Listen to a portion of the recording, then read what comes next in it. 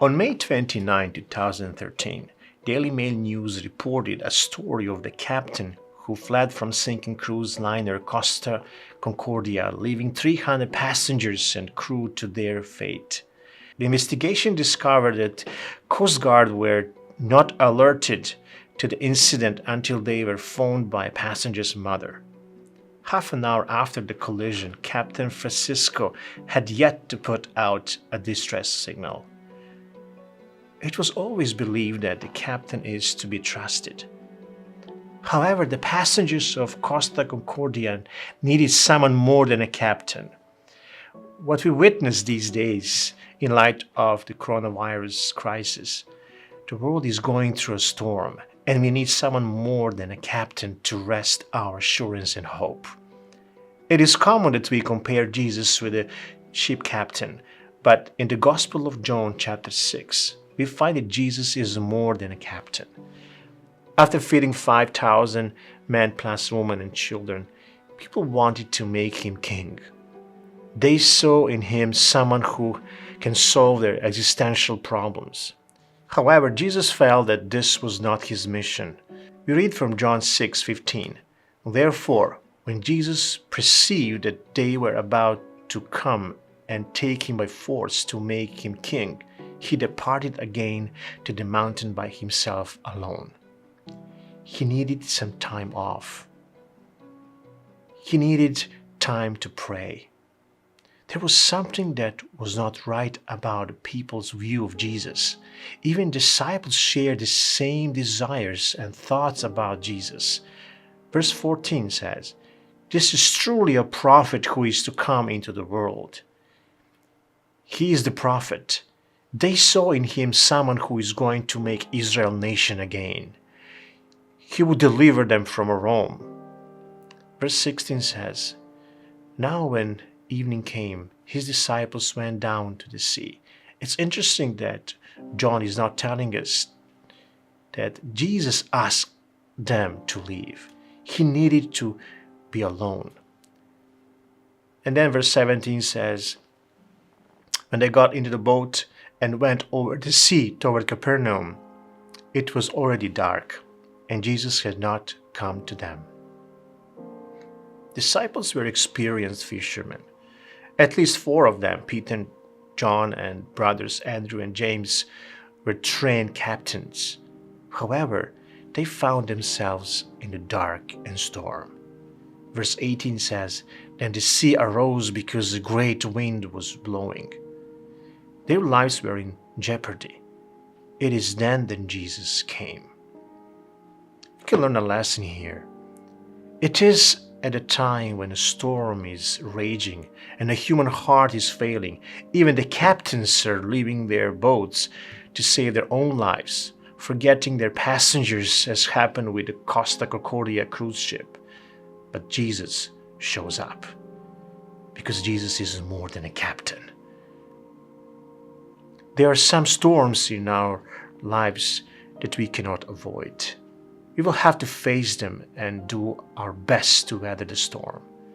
It is then when all human efforts fails us, Jesus appears walking toward us. Verse 19 says, "So when they had rowed about 3 or 4 miles, they saw Jesus walking on the sea and drawing near to the boat, and they were afraid." Verse 20 says, "But he said to them, 'It is I. Do not be afraid.'" You see here, as we picture a boat with disciples, we can see a church in the storm. The boat represents their businesses, their workplaces. In the boat we found 2 sets of brothers, Peter and Andrew, James and John, their families in the storms. Jesus is saying, "It is I am.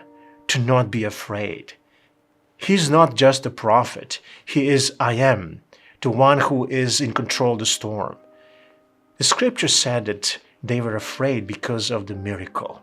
Yes, do not be afraid when Jesus is near. We should be prepared to witness miracles, but do not be scared. John concludes the story in verse 21. Then they willingly received him into the boat, and immediately the boat was at the land where they were going. John said that they immediately were at the land, that they willingly received Jesus in the boat. The Greek word athelo, gladly, desirably, lovingly, willingly, is representing the way how they felt at the time. There is a difference between the way how they felt in verse 15, when they wanted by force to make him a king. Here, there are different emotions involved. There is a invitation, divine invitation, whenever we accept Jesus as the someone that our life depends on. What happened next? We see that immediately the boat was at the land on the other side of the lake.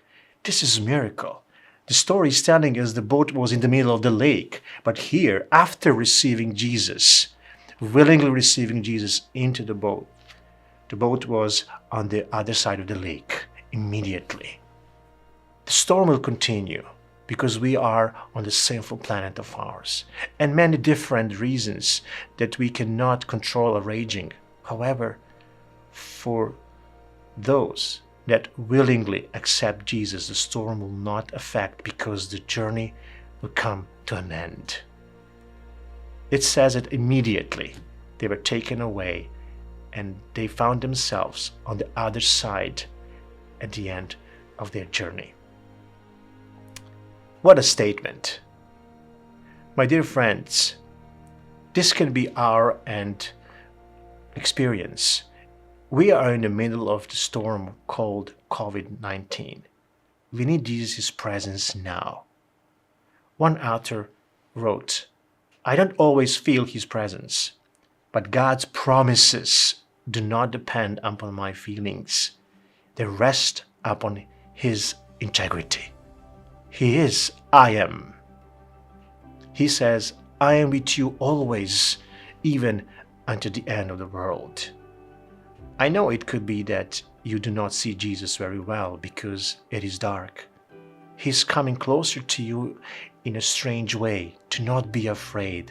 Just accept him willingly into your life and do not worry about the end. He will take care of the end. Let us recommit to Jesus and accept him willingly, desirably, the way as our life depends on him.